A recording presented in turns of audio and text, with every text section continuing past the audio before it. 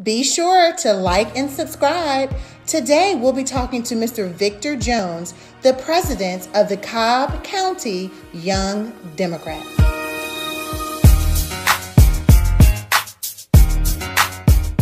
Alrighty, guys, we are here with Mr. Victor Jones, and he is the president of the Cobb County chapter of the Young Democrats. And yes, young. Put an emphasis on that word because we need the young vote. Okay. Hello, Mr. Jones. How are you? I'm good, Sabrina. How are you doing?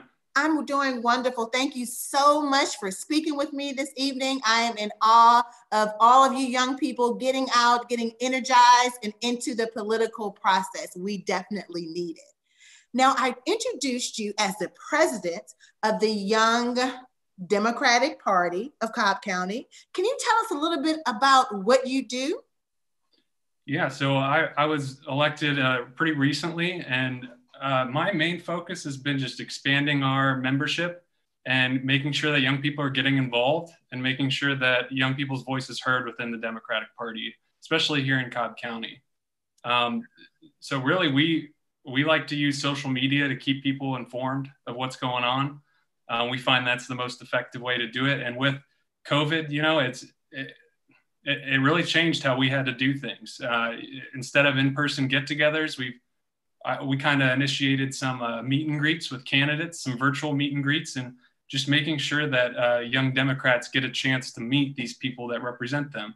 And hopefully that helps them to want to feel more involved and want to help them out by volunteering or donating.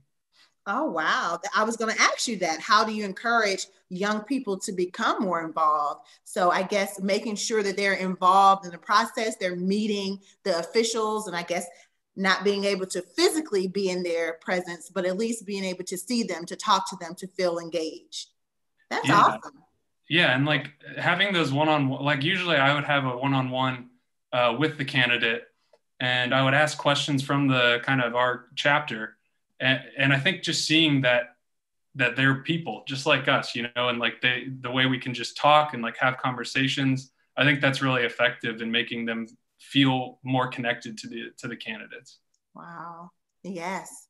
Now I have to ask, because when I was a teenager, like yesterday, many moons ago, I'm just kidding. Cobb County was deep red, deep Republican. How has the demographic changed over the last 10 years? And how did you feel when Georgia turned blue?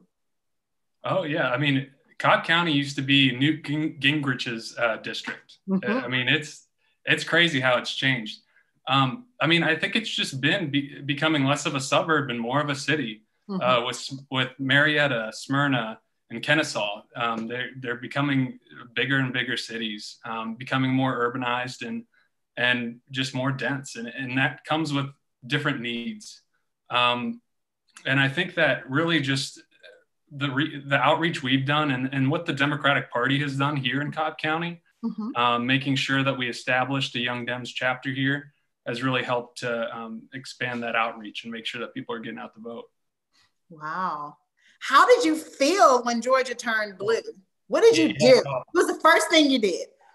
I mean, honestly, I'm originally from Ohio, and that's like that used to be the swing state, you know? And mm-hmm. and so when I saw Ohio turned red, I was like, oh, you know, like, dang, there's no way Georgia's going to go. And then as the votes came in, it got closer and closer, and I was like, wow, it's really possible. But you know, I was just surprised. Like, I was surprised. Like, as much as I thought, I knew I had seen less Trump signs, you know, in Cobb County. I had seen more Democrat signs. I had seen the energy on social media and from everyone I talked to. But, you know, sometimes there is that disconnect between the urbanized counties like Cobb and Fulton and the rural counties like Hall or down in South Georgia, you know, and you never know if you can never, living in Cobb is very different from living there. And so you can never really tell what the energy is. But I was just shocked. And I mean, I was proud. It was kind of crazy. It really was. Wow. How can we keep that momentum up for the January 5th runoff elections for the U.S. Senate? How do we let people know how important this is? How do we do that? Well, what drove it was the low propensity voters getting out to vote. And specifically, if you look at the breakdown, it was young people of color that really came from, compared to last election, came out in disproportionate numbers, which is great. And that's what we need to work on. We need to continue, is making sure that we're speaking to issues that are important to young people of color, and making sure we act on it, I think, is an important thing. You really got to give them something to fight for, something tangible that is a goal that they can see, saying, it's hard to get young people excited about mortgage tax cuts, or interest rate deductions on loans. What you need to give them stuff like racial equity, private prisons, defunding private prisons, something that is a goal that we have and that we can see, and then show them that it's important that we take the Senate to make sure that this stuff gets through. Because if we don't take the Senate, there's no chance of Medicare for all. There's no chance of raising the minimum wage. There's no chance of getting rid of private prisons. Making sure that they realize the importance of it is really what it comes down to. And that if we want to get done what we want to get done, our only chance is by taking the Senate. Yes, and hopefully helping out with those student loans, young people, if we get the Senate also. Well, thank you so much, Mr. Jones, for speaking with me. Again, I'm in awe of all of you young people that are out here in the trenches, getting people excited and making voting hot. That's what we have to do. It has to be a part of your life, and it has to be something that you just do, Yep, and making sure we reach out and touch every voter. Just one thing I wanted to add in, something that I saw happen during the presidential campaign that I thought was really effective, especially for young people, was on the text banking. I thought that was great because young people don't pick up their phone. If someone calls me and I don't recognize the number, I will probably let it go to voicemail and give it a call back. But when someone texts me, I'm more obliged to text back. And one text that I got a lot and that I felt was really helpful was a text that urged me to remind 3 friends to vote, and gave me a link that I could send to them of where to get your absentee ballot or where early voting locations are.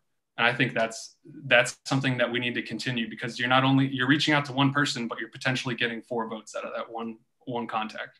Wow. So truly grassroots, truly just touching your immediate community so they can keep touching others.